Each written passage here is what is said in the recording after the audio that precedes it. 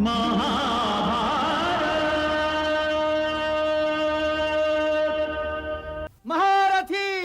महावीर, सुदर्शन चक्रधारी, मधुसूदन, शांति दूत, वासुदेव श्री कृष्ण पधार रहे हैं।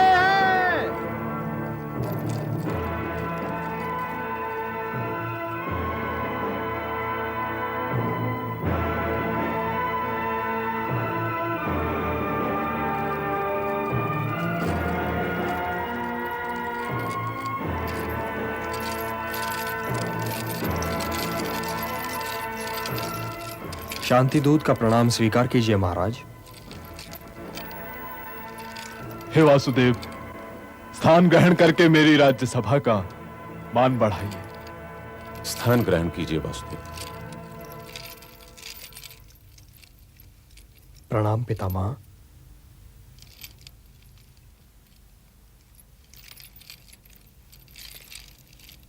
विराजिए, विराजिए तातश्री।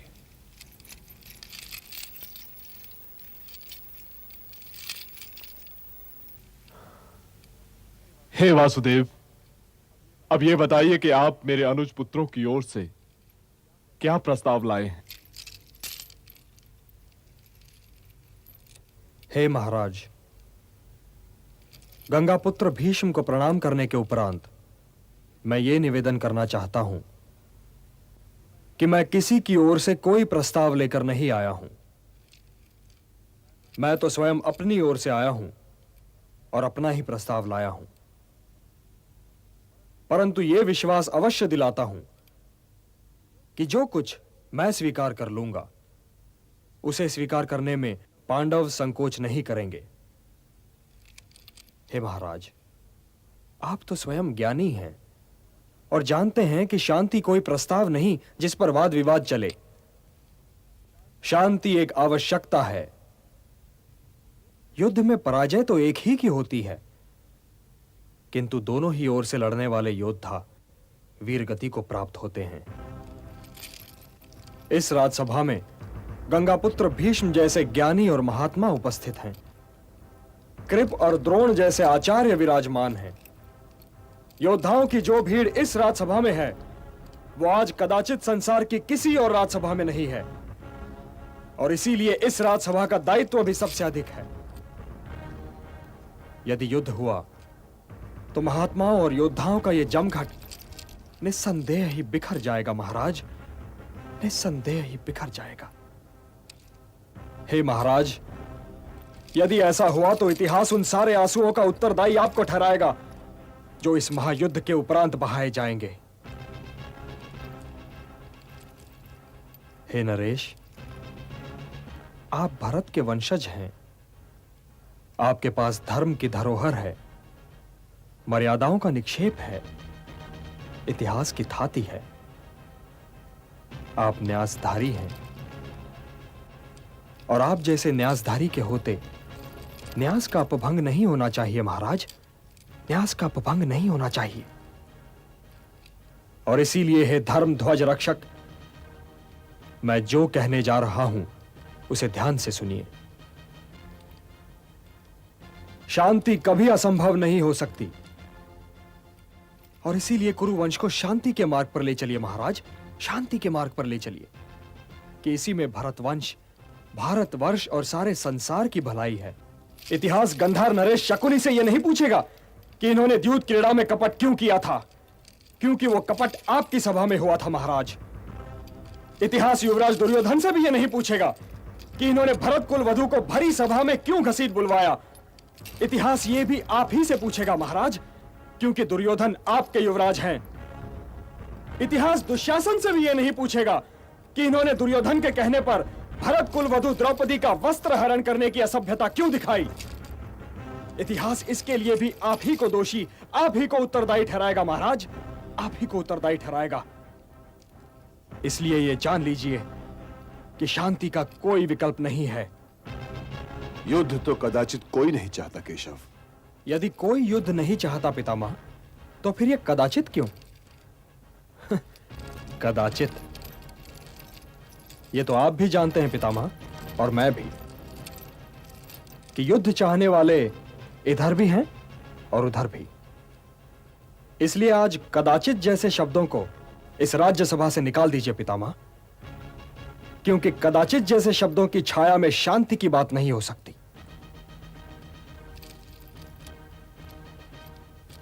हे पितामह, समझाइए अपने नरेश को कि यदि कौरवों और पांडवों में मिलाप हो जाए तो यह सारा संसार उनका हो सकता है। उनकी राज्य सीमा के अतिरिक्त और कोई सीमा रह ही नहीं जाएगी। किंतु जो युद्ध हुआ महाराज, तो आपके पास कुछ नहीं रह जाएगा, न पुत्र और न ही अनुज पुत्र। क्या पता आपको किस किस के शव पर रोना पड़े महाराज, किस किस के शव पर रोना पड़े। क्या आपके पास आपके अनुज पुत्रों में से किसी का शव आए महाराज, तो क्या आप उसे शत्रु का शव मानकर किसी प्रकार का आनंद अनुभव कर पाएंगे? हे वृद्ध नरेश, इससे पहले कि आप प्राण त्यागें, कुल को एकत्र कीजिए नरेश, कुल को एकत्र कीजिए। पांडव आपके स्नेह की छाया में पले बढ़े हैं। आपके स्नेह और आशीर्वाद पर आज भी उनका उतना ही अधिकार होना चाहिए। इसलिए हे धर्मध्वज रक्षक, इंद्रप्रस्थ उन्हें लौटा दीजिए।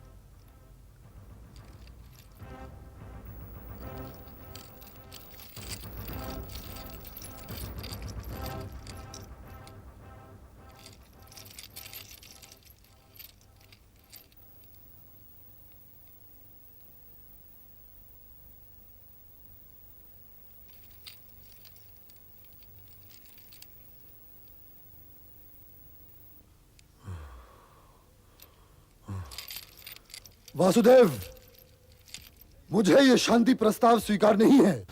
सोच तो लेते पुत्र। इसमें सोचना क्या है पितामह? पर्ण के अनुसार उन्हें 12 बरस के वनवास को स्वीकार कर लेना चाहिए था, और वे राज मांग रहे हैं। अपनी नात की आंच को धीमी करो दुर्योधन, धीमी करो।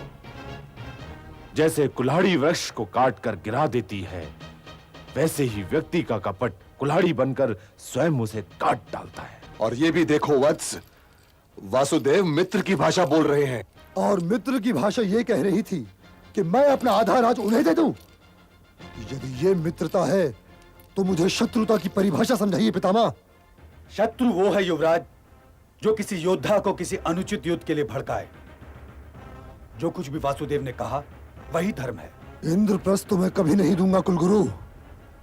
हाँ, यदि वासुदेव के पास कोई और प्रस्ताव हो तो मैं उस पर विचार कर सकता हूं। आप लोग दुर्योधन के शुभचिंतक हैं, इन्हें समझाइए, क्योंकि भरत वंश के भविष्य को इस नासमझ योद्धा की महत्वाकांक्षा पर बलि नहीं चढ़ाया जा सकता। और यदि प्रस्ताव ही का प्रश्न है युवराज, तो मेरे पास एक और प्रस्ताव भी है। यदि दुर्योधन इंद्रप्रस्थ रखना चाहे महाराज, तो अवश्य रख लें। मैं पांडवों की ओर से 5 गांव मांग रहा हूं।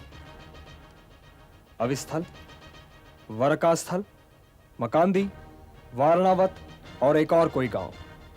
केवल 5 गांव। हे नरेश, यदि आप ये 5 गांव भी दे दें तो पांडव उन्हें पाकर संतुष्ट हो जाएंगे। 5 गांव?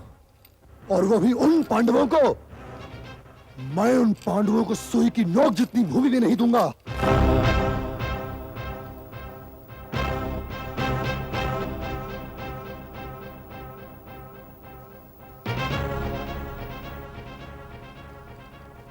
हे दुर्योधन, अपनी माता श्री शिव भक्तिनी गांधारी को अपने शव पर विलाप करने के लिए क्यों आमंत्रित कर रहे हो? वासुदेव, यदि तुम दूत न रहे होते तो तुम्हारे ये कहने पर दुर्योधन। इन्हें बोलने दीजिए पितामह, बोलने दीजिए। यदि मैं दूत न होता तो क्या कर लेते युवराज? यूं मेरी माता श्री की बात करने पर मैं तुम्हारी जीभ खींच लेता और तुम्हें बंदी बनाकर कारागृह में डाल देता। राजदूत को बंदी बनाओगे युवराज?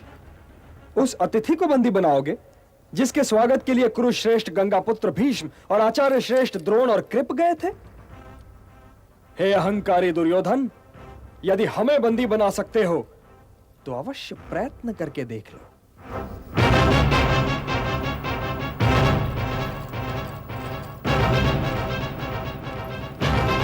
सैनिक, इस ग्वाले को बंदी बना लो।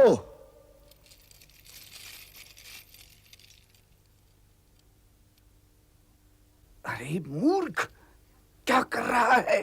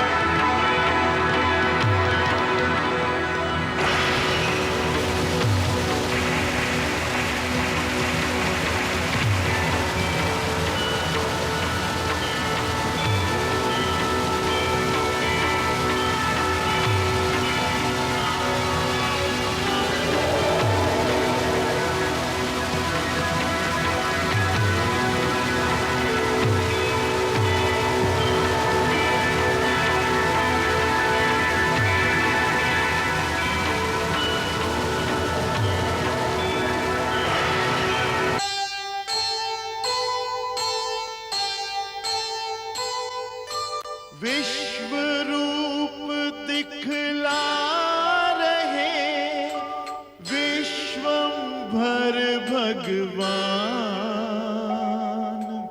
आंखें जिनके पास हों ले इनको पहचान, ले इनको पहचान।